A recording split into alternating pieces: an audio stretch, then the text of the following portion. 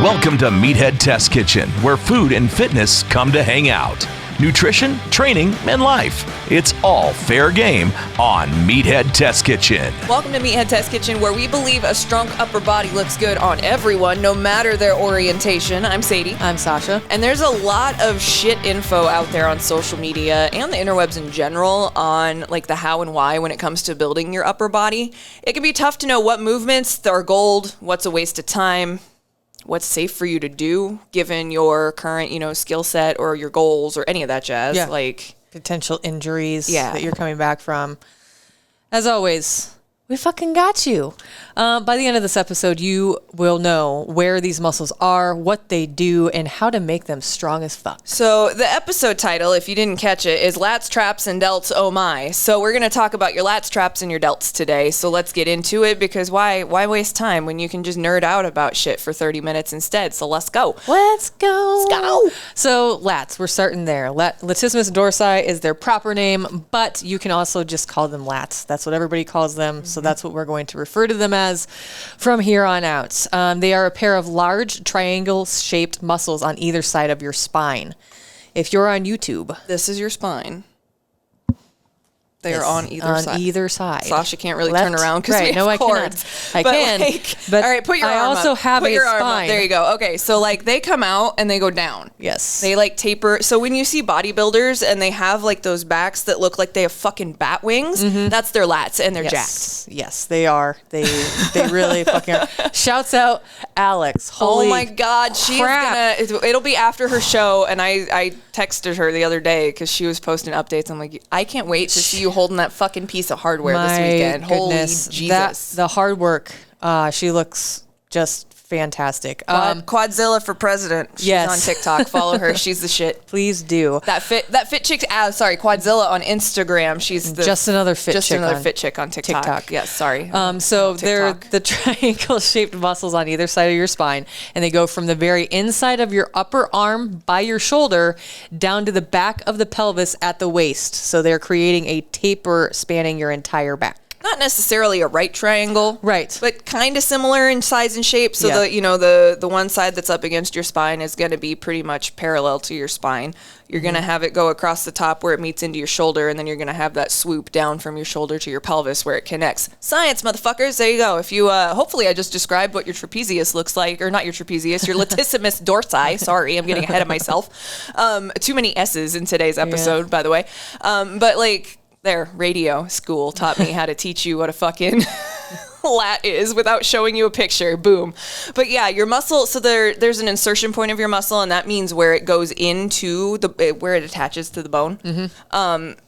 There's inserts and origins. So, the muscle inserts to the upper part of your upper arm bone from the inside, so it's on the underside.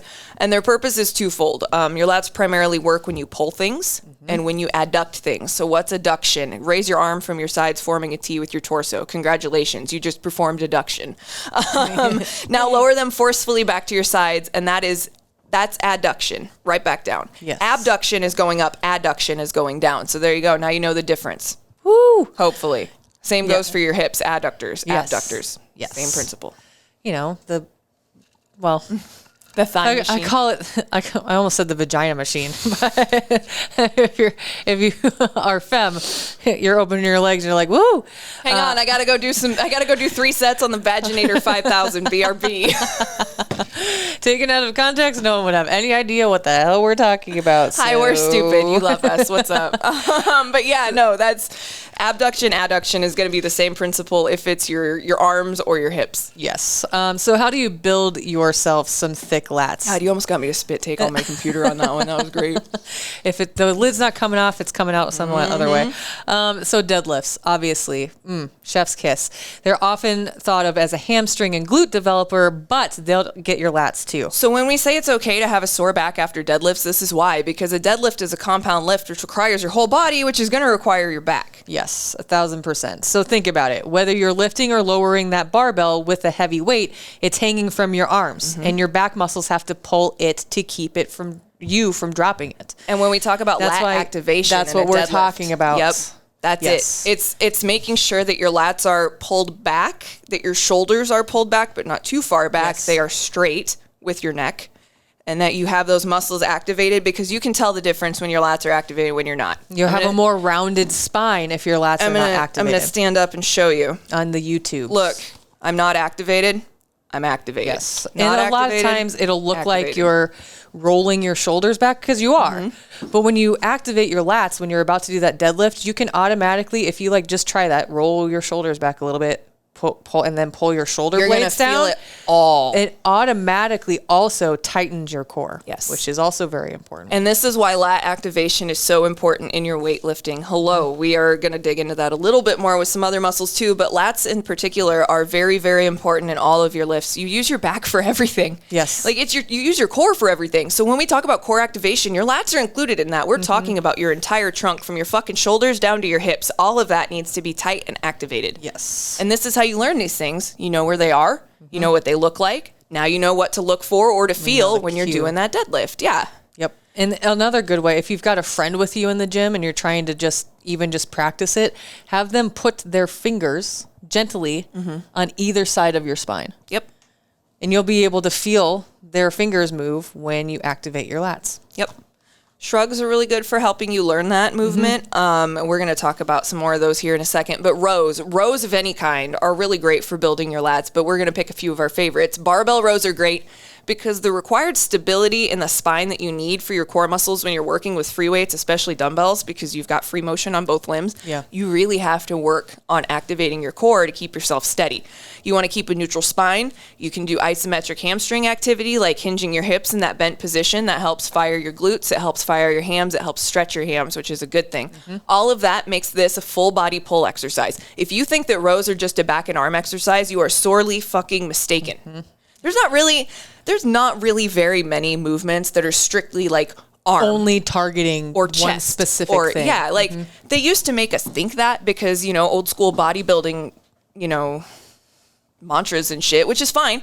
We were working with the information we were given at the time. We have more information now, so our view of things have changed. It's okay. We're not shitting on old school bodybuilders by any means, but now we have better information. Yes. So, like, if you think that a back exercise is no, it's not just a back exercise. Your body is a system. Yeah, absolutely. So when you're doing back extensions, even when you're on the Roman chair, that's way more than just your hamstrings or just your glutes. Or even a GHD, which is a glute ham developer, which is also going to develop your back and your core. Yes. Yeah. So just keep those things in mind. Your muscles are like little rubber bands that are stuck to different little pegs all throughout your body, and they work together in unison often, even though you don't think it does. Yes. So when you're doing dumbbell rows are going to involve a host of your back muscles. But if you want to focus on your lats here, aim to get a good stretch at the bottom of the motion, and you can modify dumbbell rows like 8 different ways, 1,000 different ways if you want to get a solid upper body pump. Now, when we talk about a good stretch at the bottom, we're not talking about dropping your shoulder. Right. We're talking about the extension. Just let that weight pull down and get that good stretch on the back of your arm all the way through your forearm, and then bring it back strong. Yes. A lot of people think that you end your dumbbell movement by dropping your shoulder. You're not supposed to do that. 1, it's not good for your shoulders. 2, it's not good form. 3, I guess it is. Whatever. I don't math. I'm a fucking broadcasting major. I know how to read a clock. That's about all the math I know how to do. But like you can get a good stretch at the bottom without letting your rep go to shit. So keep that tension, keep your lats activated, keep your arm tight. You're always controlling the movement. You're never letting go of that tension in any movement. No, you always want to have control through the bottom of the movement because the bottom of the movement is the most important part. That's where you have that stretch to release it, but you also have that contraction to pull it back, and that's really important to get your muscles strong. Yes. 1,000%. You need to do it right so you don't hurt yourself. Please. Not just don't do it because we say so. Like, I don't just, but like some things are like, I come off as you should do this because I say you should do it. But like, it comes from a place of concern for your safety and your well-being most of the time because this is our job. Like, we read about this shit all the time. Yeah. So like lat pull downs, they're another really good one. They really, really let you focus in on your lats. So lat pull down is that big cable machine where you put your legs in the thingies and you sit there and you pull it all the way down.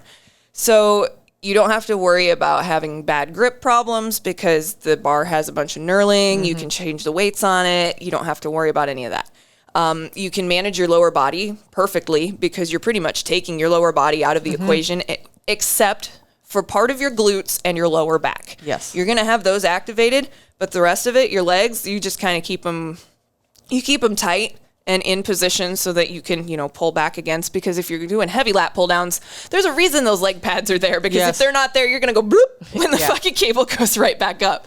I've seen it happen with people. I've had friends that are bodybuilders that are like 135 pounds soaking wet because they're like 5'3" Puerto Rican guys. Yeah. But brick shit houses could beat anybody's ass that walked into the gym without a question. I've seen people have to sit on their laps before when they do like assisted dips and lat pull downs and stuff, because the leg thing isn't enough to keep them in there. Yeah. But you can really focus in on your lats and finish off every rep with a good squeeze. So a lat pull down, you have that full range. Again, you really want that good squeeze at the bottom. With a lat pull down, you don't really want to go farther than 90 degrees with your elbows. Yeah. Depends on what you're working on, what your form can be for certain movements, what your goals are, but by and large, broad strokes, you don't want to go past that 90 degrees. And you can do any variety of lat pull downs. You can do the standard bar, you can do, the neutral V bar, you can do the neutral wide grip bar. The fucking world is your oyster. Yeah. And just a really quick form check on those lat pull downs, regardless of variation. When you're pulling the bar down, you're only doing it until it's approximately at your chin. Mm-hmm. Exhale in the downward motion, and then a slight shift backward is normal. Like most people are not going to be able to just with proper form be able to pull it straight down. Mm-hmm. You're going to be shifted backward just a little bit. There is a little bit of a shift, but not like laying down. I mean, there are variations where you would be, but in this specific instance, we're talking about just like straight up lat pull down. So aim to keep your upper torso stationary, keep your feet flat on the floor, and engage your abs as you pull. The bottom of the motion should be where your elbows cannot move downward anymore without moving backward. Be sure to stop at that point and do not go any lower. What does that mean? Watch this. I go to 90. If I go past, your elbows will start to track behind your body, because that's how your shoulders work. Exactly. That's what we're talking about. So when we say please don't go past 90 degrees, that's why. It can open your shoulders, your elbows, your back up to injury that you don't want to deal with. Back injuries fucking suck. Yes. They're not fun.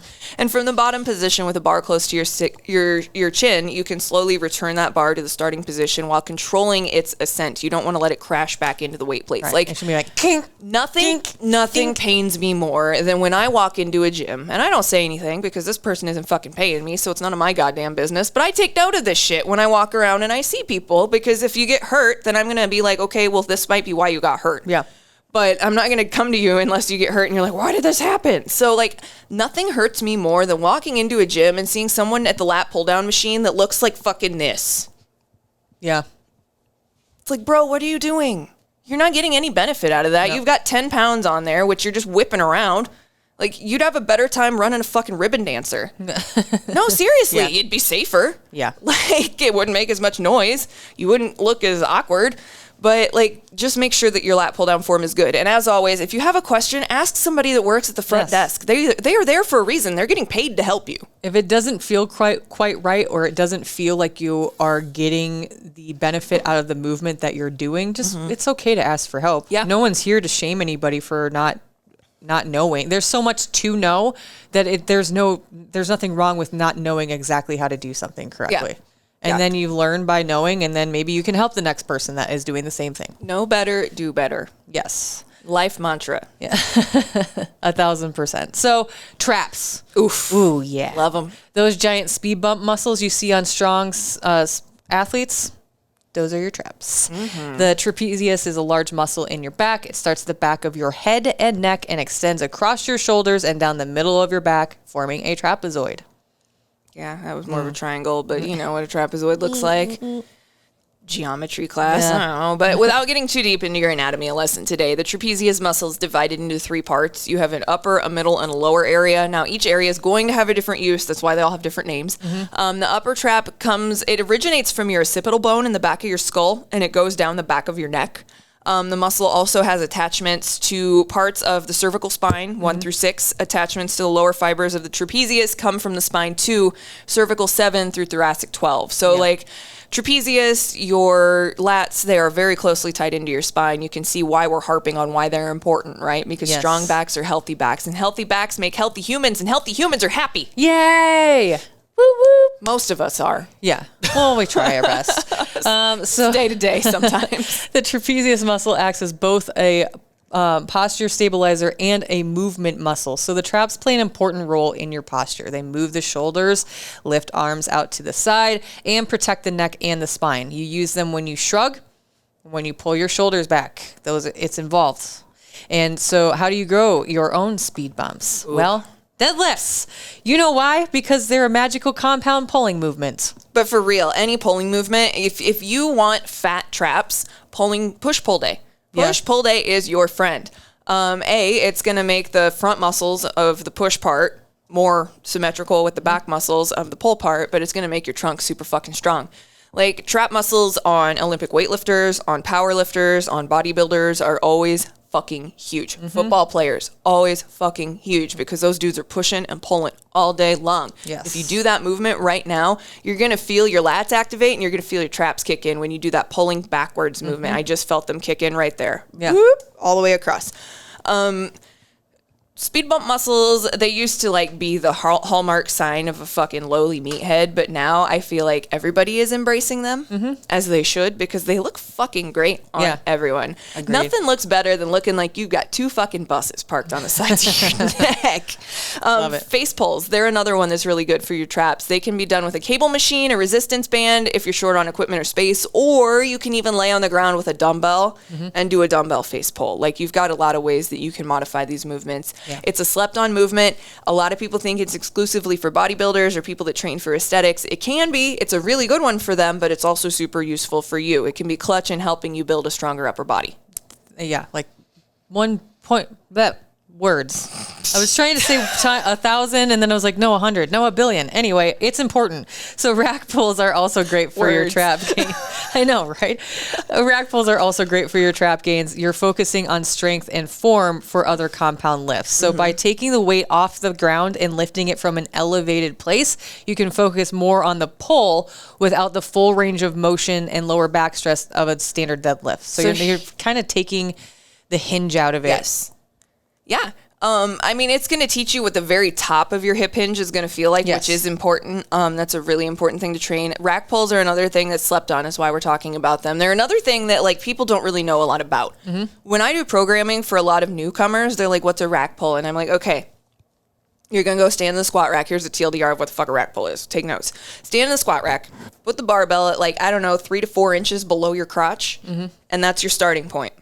And then you can do mixed grip, you can do snatch grip, you can do standard, it doesn't matter. You can do hook grip, whatever you're comfortable with. We don't give a shit.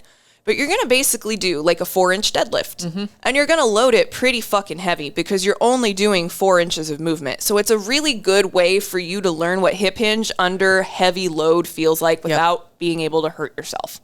And when you do rack pulls, it's like the hip thrust. You're not getting extra credit for flaring that out at the top, just like a deadlift. Treat it like a deadlift. Get to the top, hold it for a second, and then controlled back down. Tap it on the thing. You want to hear it go tink, pull it back up. Do that 8 to 10 times for 3 or 4 sets. It's going to make a huge difference. It's going to make your traps really strong. It's going to make your lats really strong. It's going to make your fucking core activation during your deadlift pull, which if you do any lifting, your deadlift is fundamental for pretty much everything but the squat and the chest press. You want to learn how to clean? Got to know how to deadlift. You want to learn how to snatch? Got to know how to deadlift. Want to do a thruster? Guess what? You got to get that shit off the ground. You got to know how to do a deadlift. Like, it's really important, and it's one of the most important movements that you can probably use as an accessory for your deadlifts. Rack pulls. Do it. Yeah, do them. Delts. Delts are the last one. Last but not least, boulder shoulders. Is that you? It used to be me, and then I quit lifting, and now I'm scrawny. But it'll be me again soon. Let's talk about your delts. Your deltoid muscles are in your shoulder. So when we talk about your shoulder pads, they are your shoulder pads. Like, they sit right there. That is the ball and socket joint. It connects your arm to your trunk of your body. Your shoulders, your delts, they're very important things. You know, you need those levers to get shit done. Yes. So take care of them, one, but make them strong, too. Yes. So your deltoid muscle starts near your collarbone and shoulder blade, and the end of the muscle or insertion point, as we mentioned earlier, attaches near your humerus bone, or not so humerus. The deltoid muscle is responsible for the brunt of all arm rotation and lets you keep carried objects at a safer distance from your body. It's also tasked with stopping dislocation and injury to the humerus when carrying heavy loads. Yes, and this kind of important. This is why if you're going to do any overhead lifting, we talk about doing those hyperextension drills, because you need to get your lats used to that movement where you can disengage and throw it back. Yep. We've talked about it a bunch before. We've talked about it in a previous episode a really long time ago, but really good movement for your shoulders, hyperextensions. You can do them with a bunch of different shit. But yes. Yeah, your delt, like put your hand on your shoulder, like just below, I don't know, what's that, like an inch and a half under my t-shirt hem right there, and just swing your arm. And you'll feel your delt do all that work. Funny how that works, right? It's like, oh, shit, YouTube, that's how it's like, supposed to feel. Or we're just swashbuckling pirates. But yeah, that's your delt. That's what it feels like when it's working. And it's pretty easy to grow yourself some giant shoulders if you have the time and the energy to do so. We've got a few things that you can do to get started. The lat raise is first and foremost probably a bodybuilding mainstay, but it's perfect as the second or third exercise in your shoulder workout or your push-pull day. I like to use it as a warm-up in very, very light ways. Mm-hmm.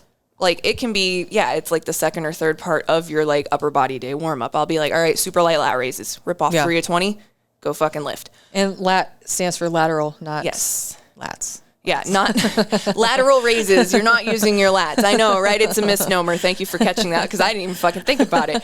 But it has to be done correctly, because if you don't do lat raises right, it opens the door for shoulder injuries, a.k.a. please, for the love of God, do not chicken wing your lat raises. Yes. I'm going to go through the proper movement really quickly, and we'll have Sadie demonstrate, because she's very good at that. So you're initiating the upward movement by slowly lifting your arms away from your body. Allow your shoulder blades to move naturally with your shoulder joint. Continue to raise your arms until your elbows are at shoulder height or just below your shoulders. Notice, my elbow is about an inch under my shoulder, and that's full extension for me. You should still feel tension in your shoulders. That's why, I mean, if you're going above, you shouldn't be going like chicken wing, like we mentioned earlier, because you could seriously pull something there. It's not good for your rotator overextending. cuff. Yeah. And your palm should be facing the floor at the top of the movement. So you should almost feel like you're reaching, like if you're going to do, typically you'll see people do it with straight arms. You're almost you're not doing it like literally in a T. You're kind of in a little bit in front of yourself to take more pressure off the shoulders, like you're reaching out to the corners of the room, and you'll feel that tension in your shoulders. And it depends on what your shoulder mobility looks like too. The arm bend in a lat raise is up for debate. That's individual. Like it just depends on what you're doing. But the biggest thing that I notice, besides people that overextend, are people that think that they are leading with their hands when you're doing a lat raise. You're leading with your elbow. Yeah. When I explain to someone how to do a lat raise, it's like, I'm going to touch you and I'm going to put my hand on you right here. Now move your arm up with your elbow. That's the motion you do when you do a lat raise. Now, grab a dumbbell or a fucking computer mouse and just be like, oh yeah, you're not doing anything with your hand. Everything under your elbow is just there to stabilize that dumbbell. Yeah. All the work is happening from your shoulder to your elbow. That's it. Yep. Like people think that you need to, and even if whether your arms your elbows are bent or not, same thing. When I say reaching out to corners of the room, it's to take the focus off of your hands, because what you're doing is raising your elbows. And there is a woman with millions of followers on TikTok, whom I'm not going to mention by name, but I have seen her do lat raises like this. Well above her head. And she's got millions of followers and calls herself a fucking coach, but that bitch doesn't have any certifications whatsoever, and I can tell because of the way she does her fucking movements. No one has ever fucking taught that woman how to do a proper lat raise, and it fucking shows. She shouldn't be coaching people. She shouldn't be taking their fucking money. She shouldn't be calling herself a fucking coach on social media, but she is, because there's no fucking like legislation or laws that we have to follow online. People can fucking lie about whatever they want. Look at Kanye. He's getting fucking sued for it. Like, there needs to be, this is a tangent, here we go. There needs to be some sort of fucking accountability system for social media, because I'm so fucking sick of people putting shit information out there, lying, or not even fucking knowing what they're talking about in the first place, and hurting people. Yeah. I hope at some point, one of these people, I don't want somebody to get hurt, but I hope at some point somebody fucking sues these people because of it, because they don't fucking know what they're talking about. They don't have the legal backing to cover any of it. They don't have certifications. They're just assholes out there fucking spreading bullshit online. Fuck you if you're one of those people. Have a nice day. But When you're doing your lat raises, it shouldn't ever, your hands are not going to be above your shoulders at any point, whether your elbows are bent or not. Yeah. Certainly not above your chin, and definitely not above your fucking head. Your fucking hands should never go anywhere above your top of your neck in a fucking lat raise. Nope. Ever. Please. Ever. I don't care who told you that. I don't care if it looks good on Instagram or if it gets you follows on TikToks. It's not how you fucking do it. Nope. And like I have no problem being the person to take the fucking pin and let the air out of your balloon if I know you're wrong, because I'm doing it for safety's sake. Yeah. Like don't be that. Don't be like Tara. That's all I'm going to say. Fuck you, Tara. You have no fucking idea what you're talking about. I hope you lose your job because you're not very good at it. But anyway, the front raise is another one of those things that is a staple that can grow your delts. Now, this one you are going to lead with the top of your hand. Yes. Here I am slapping myself on the fucking... but like, so, okay, front raises, they're kind of like a lat raise. You're going to have your arms out. You're not going to have it straight out. Your elbow's not going to be locked. You're going to have it, I don't know, like between 45 and like 0, I guess. It'll be somewhere in between there.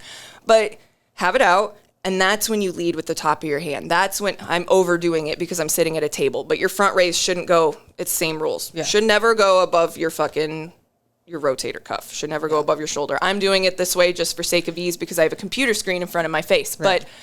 But your front raises are awesome too. Like, they're so good. I work them into everybody's fucking push-pull days. Make sure that you have proper form. You don't want to overextend. You don't get style points for incorrect movements that you think look cool. Right. Sorry. Yeah. Lift your arms till your elbows are in line with your shoulders or just below, just like we said, and allow that shoulder blade to move naturally with the joint. Your palms should be facing the floor at the top of the movement. Yes. And you can do them with dumbbells. You can do them with weight plates if you want. You can do a 2-hand front raise with and that's going to be different. If you're using a weight plate, then your hands are obviously going to be slightly turned because that's how you hold on to the weight plate. And just for context for both of these movements here, the front raise and your lateral raises, these aren't going to be heavy weights. No, God, no. Typically they're going to be pretty light. I mean, I understand feeling like, I'm only doing 5 when you're whatever. You don't want to injure. You will. And your reps are usually going to be a little bit higher on these because they are smaller muscles. And you're going to get the tension. You're going to get the work in. Yeah. So feeling like you have to do 15-pound lat raises is like, you don't need to feel like you have to do that. Yeah, you can get away with heavy lat pull downs. You can get away with heavy shrugs because your traps and your lats are big. They're working muscles. Together. Yes. Yeah, those are bigger muscle groups. Your delts aren't. It's like your tricep. Yeah. With your delts and your triceps, you kind of do, and I don't want to say use kid gloves, but you kind of do because they're not very big. Yeah. So, I mean, you can get to the point where you can lat raise 15 pounds. Oh, yeah. I've been there. I can do 20 if I'm on a fucking good day. But, like, it takes a lot of time to build that weight. Yes. It takes a lot of time. So, if you start doing lat raises with the 2 or 3 pound dumbbells, don't feel like a pile of shit because everybody has to fucking start somewhere. Your delts and your lats are, like, your delts and your lats are going to work together, but, like, your delt really does a lot of that work on that lat raise and that front raise. So make sure you're taking care of them because shoulder surgery is terrible. If there's anything that's what I'm saying, like, don't overdo it. Feel like you have to do 15 pounds because you're fucking killing it everywhere else, especially if you're not used to doing these movements. It's going to be lighter weight. Yeah. It's just smaller. It's fine. From what I've been told, the only surgery that's worse than knee surgery is shoulder surgery. Yeah.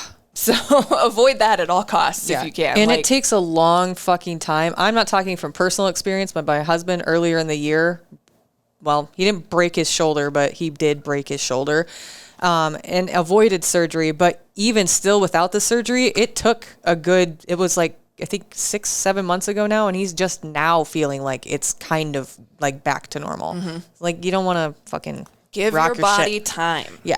And that counts for, like, building strength too, not just rehab. Like, give yourself time to build that strength. I know that everybody wants to run in and grab the biggest fucking dumbbells as humanly possible, but it's not smart.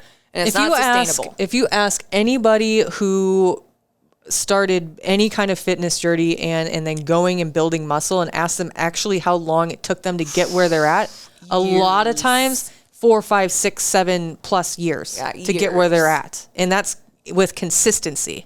So like this stuff takes time to like rock your shit. Like you don't, if you rush into stuff, and we've talked about this 1,000 times before, feeling like you have to fucking ego lift. That's what it is at the end of the day, even if you don't want to recognize it as ego lifting. It is. If you are intentionally lifting more weight than you can do without proper form, that is ego lifting. Friends don't let friends You ego lift. don't have to ego lift to see results. Nope. You have to be consistent. Yeah. Ego lifting, Trust the actually, process. like the entire ego lifting no days off mantra is so counterproductive to what you're really trying to do to build strength and chase your goals in the gym, because it's not built for sustainability. It's built to look cool if that's what you're doing. But like, it can work for some people. Sure. It's bound to work for some people. But that's like there's always going to be exceptions. But less than 5% of people. Yeah.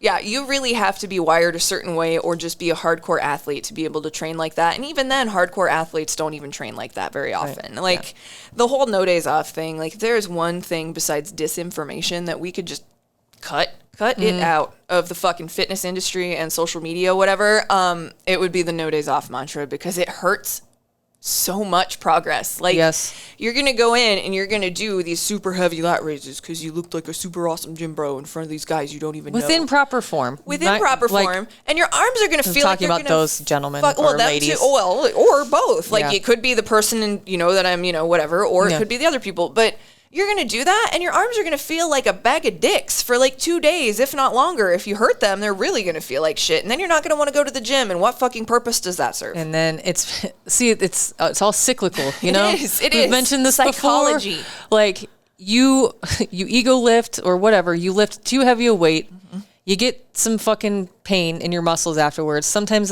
2-3 days maybe, then you're missing out on an upper body day, guarantee you, because you've got to skip because you can't move your fucking arms because you wanted to do 25-pound fucking lateral raises. But then you go in for your upper body day that you missed 3 days after, and you feel like you have to make up for it by lifting heavy again. And it's like, you didn't fucking learn anything. Yep. And then you have to take a couple more days off because you didn't rest in the first place or you overlifted. And then it's real easy to jump on the excuse train of, well, I should... Yes, I don't feel like doing this. And then it's really easy to fucking fall off. It is. By doing shit. It's so exasperating. Like, it stresses me out so much. Like, what are you doing to yourself? Anyway, if you want to continue building muscles here, sorry to bring it back to your double delts. tangent, bitches. Hello. Woo. Reverse flies are also neat. Oh, they're great. Because they typically target weak areas of your shoulders, like your rear delts and your rotator cuffs, so you can avoid shoulder pain and chase your pump. You can do them several ways. Do what works best for you. Dumbbells, cable machine, resistance bands. There's any kind of way to do this. Also, there is proper form for that. Yes. You want to stand with your feet shoulder width apart, holding your dumbbells at your sides. And you can do reverse flies in a couple of different ways. Sit, like, if you incline. If you've never done a reverse fly before, this is one of those exceptions where I'm going to say to use a machine. Because the chest fly, reverse fly machine is usually the same thing. You just have to pull a couple pulleys and move it and then switch how you sit. But the reverse fly machine is really good because it, will automatically drive into your brain how far you can or cannot move your hands up and down. I'm going to slap Sausha in the face. But like, it's great for teaching you just the nuts and bolts of the movement so that when you get comfortable with that and you're ready to move on to the full-blown dumbbell movement, this is when you're going to stand with your feet shoulder width apart, holding your dumbbells at your sides. You can push your hips back in a hinge motion. So you can do them sitting. You can do them. We're going to do the bent over variation of what we're talking about right now. So you're going to push your hips back. Your back's going to be like this. You're going to bring your chest forward almost parallel to the floor. So you're not going to be totally parallel, but you're going to be at like a 45-degree angle. Yes. Let the weights hang straight down with your palms facing each other, but keep your back engaged. This is very important because I'm going to show you. This is a shitty start point because you can't see it behind my computer. This is a bad start point. This is what you should look and feel like when you start your raises. Do that again. I'm going to do it standing up. So look here, right in this area, okay? Look at that. You can instantly see it. Yeah. That's what you want to do. That's what you want to feel. That is the activation. My big ass, fucking giant ass laptops we have. I love them, but they hide everything when we're sitting. So that's how you want your back and your shoulders to be set up. Let the weights hang straight down, but keep everything active. You always want to have everything activated and tight. Yes. Always. Maintain that tight core, your straight back, have that slight knee bend. If this is an uncomfortable motion for you because your legs aren't used to doing that kind of thing, that's okay. Start with seated. delt rate or reverse flies. Yep. And it's the same concept, except you're just sitting down on a bench. Yeah. You're still going to have that angle in your back. Same concept. You're just sitting and you're raising them back. So you're raising both arms out to your side on an exhale. Keep a soft bend in your elbows. You're going to do it? It stresses me out because I see this a lot, and it's hard to do seated on camera, and you should go to our YouTube page if you're listening to this. We are showing a lot of fucking But when demonstrations you today. sit and you'll see people, you can either start, sometimes it's more comfortable to have your legs out like at a 90. Sometimes it feels more comfortable to have them back behind you a little bit. You can do them in front of your knees or behind. What I see a lot is not the soft bend in the elbow. It's you're rigid and you're trying to bring your arms straight out. And you really should look more like, and I'll do it standing here. Go to our YouTube page. We can have a handle now. Did you know that? YouTube's been emailing me every day. The table's in the way. But it'll be more soft bend like this. But also look at Sasha's back activation when she did that. Now go back to your starting point. They're activated, but boom. Look at that. So it's in the soft, it's not, you're not 90 degrees with your elbows. No. It's a soft bend to make it natural to pull them up from your sides. There is a rare occasion of a couple of machines that you can work with where your arms are going to be at 90 degrees and you're going to do that motion. That's about it. Like with a free weight, we never want your arms to be at 90 when you're doing that motion. Yeah. Ever. And then you lower the weight back to the start position as you exhale. Breathing is another we need to talk about breathing in your lifts. That'll probably be an episode we'll cover at some point in the future because it's super fucking important and it sets the foundation and the tempo for all the shit you're going to do. But Can cause energy leaks. Oh my God, yes it can. That is the biggest cause of energy leaks outside of bad form. Yep. If you didn't know that, we really should send an email to the dude. Yeah. We should. Let's do that. We need to talk about that. Yeah. But avoid hunching your shoulders, keep your chin tucked in, but don't tuck it too far. Like you want soft chin is what I call it. You want a slight bend, like that you have your neck and your head activated, but you don't want it all the way. You don't want it to be stretching the back of your neck. That's not what you're going for. That immediately also because you want to have a neutral spine. Yes. But so that's the reason you want a neutral spine, again, what we talked about earlier, where the insert of the muscles is. If you don't have a neutral spine, in which your spine starts up here, your occipital bone. Yes. All of this. Look how much tension I can lose in my back just by moving my head forward. Yep. And that's so like why I'll engage look at the difference. I'll engage it here. See. But when I have this, it's tight in here. And you can't probably see it because I have a polo shirt on. But like try that at home. Try it with your head just hung a little bit and then activate your lats and your upper back. Yeah. It feels entirely different. And like there's an energy leak there if your whole spine isn't neutral. Which is why we don't like it when you have your head all the way down and you do a deadlift for the same reason. When you have your head that far down, I mean, again, your body is a series of rubber bands and your spine is basically like a bone rubber band. It's fucking one of those bead rubber bands that has all the shit on it. But anyway, like when you think about it, like if you pull at the top and you start to pull, it's going to create undue tension all the way down here. How are you going to have good form if you've already got a fucking leak at the top before you even started? Yep. Like you're supposed to look slightly down when you do a deadlift, but you're not supposed to look all the way down. Right. Like just ahead of, that's where I like just ahead of the bar. Yeah. On the floor. Yeah. You don't have to like. I usually pick a spot that's like at the crotch of the wall where the wall and the floor meet because that's usually a pretty good one for me. But it also depends on where you're working out and what you have to look at. So like in my gym, if I'm doing a deadlift in front of one of my mirrors, I will look at my knees on the mirror because that's kind of but it also helps me make sure my knees are looking good too. Yes. So like it's a multitasker, but pick your focal point a couple feet ahead of you. I would say probably 5 to 6 feet ahead of you just to be safe. Anything lower than that, and I feel like your neck's going to be too far, pulled. But hopefully you learned a lot of random shit about your body today and how it works, because that was the point of all of it. And you'll notice when you go and research the movements that we covered today that they are all, for the most part, require lats, traps, and your delts. Weird. Huh.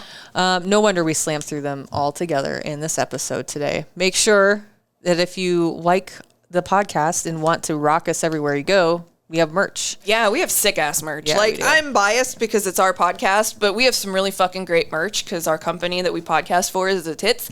Yeah. So you can check it out, meatheadtestkitchen.com. We have a merch link, or shop.hurrdatmedia.com. It's his hoodie season. We have some sick ass hoodies up there for y'all. They're just awesome. Saying. But yeah, buy some merch, buy some programs. That shit pays our bills. We have 3 programs out right now. We're working on a 4th. We're getting ready to drop that hot bitch soon. Hot shit alert! It's coming. Let me get through the half marathon first. Yeah, and then I'll be good. I'm gonna let you do that because I know that that's like the last thing that you're like about right now. And then I gotta switch back to anyway. But anything that we've talked about today, like book-wise or any of that stuff, or on the podcast in general, you can find in our Amazon store at meatheadtestkitchen.com. Becoming a Supple Leopard, you can find that there. That's one of our favorite books. We've mentioned it before. Kelly Starrett's a fucking genius. And yeah, so find us on the socials. We're Meathead Test Kitchen everywhere except for Twitter. We're MTK Staff. I'm Meathead Sadie. She's Meathead Sausha. Be fucking nice. Please. Life's too short to be an asshole to everybody unless they deserve it. Meathead Test Kitchen. Out. Join Sadie and Sausha every Monday, helping to make your fitness and nutrition journey suck less. MTK.